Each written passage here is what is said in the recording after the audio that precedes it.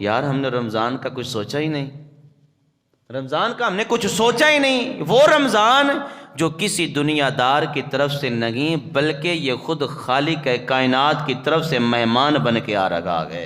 اور یاد رکھو یہ ماہ سیام مہمان گئے، یہ مہمان کوئی ہمارے رشتہ داروں کی طرف سے نہیں آیا، یہ کسی دوست احباب کی طرف سے نہیں آیا، یہ اس کی طرف سے آیا جس خالق نے کل کائنات کو بنا دیا۔ اس خالق کی طرف سے یہ ماہ سیام مہمان بن کے آیا۔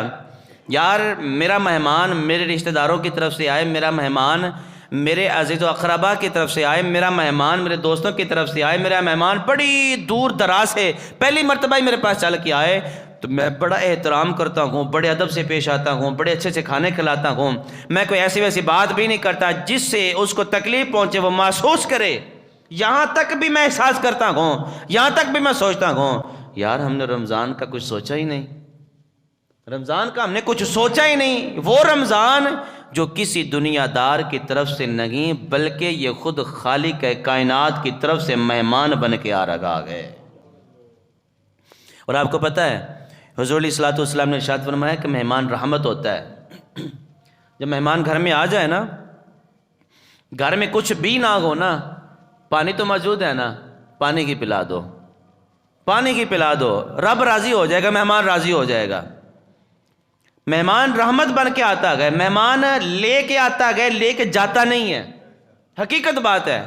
مہمان رحمت بن کے آتا گئے، لے کے آتا گئے، کچھ نہ کچھ دے کے جاتا، جو ہم کھلاتا نا اسے، اس کی خدمت کرتے ہیں، اللہ اس کے عوض میں پتہ نہیں کہاں کہاں سے کافی سارا عطا فرما دیتا گئے۔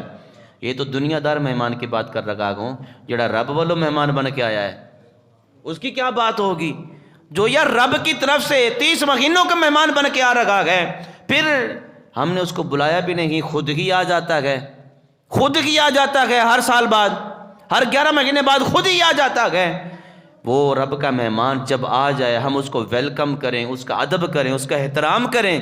ذرا سوچو دنیاوی مہمان آئے تو رب فرماتا ہے، محبوب فرماتے ہیں کہ یہ رحمت ہے جس مہمان کو رب نے خود بھیج دیا، 1 گھنٹے کے لیے نہیں، 2 گھنٹوں کے لیے نہیں، 4 دن کے لیے نہیں، بلکہ 30 دن کے لیے، 30 دن کے لیے جس مہمان کو ہمارے پاس بھیج دیا۔ ذرا بتاؤ 30 دن جس کی ہم خدمت کریں گے، ذرا بتائیں کہ وہ مہمان ہمیں کتنا کچھ عطا فرما کے جائے گا۔